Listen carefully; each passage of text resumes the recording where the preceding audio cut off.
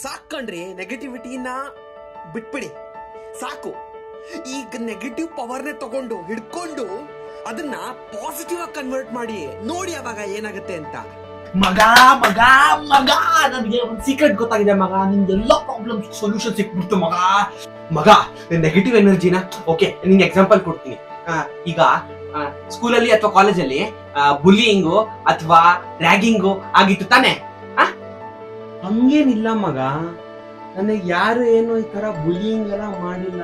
ಏನೋ ಹೇಳ್ತಾ ಇದೀಯ ನೀನು? ಓ ಆಗಿಲ್ವಾ? ಹೋಗ್ಲಿ ಬಿಡು.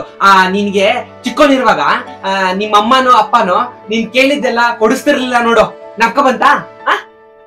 ಇಲ್ಲ ಕಣೋ, ನಮ್ಮ ಅಪ್ಪ ಅಮ್ಮ ಕೇಳಿದ್ದೆಲ್ಲ ಕೊಡ್ಸಿದ್ದಾರೆ. ಏಯ್ ನೀನ್ ಹೇಳಿದ್ಯಲ್ವೋ, ನೀನಲ್ವಾ ಅದು? ಓಕೆ ಹೋಗ್ಲಿ ಬಿಡು.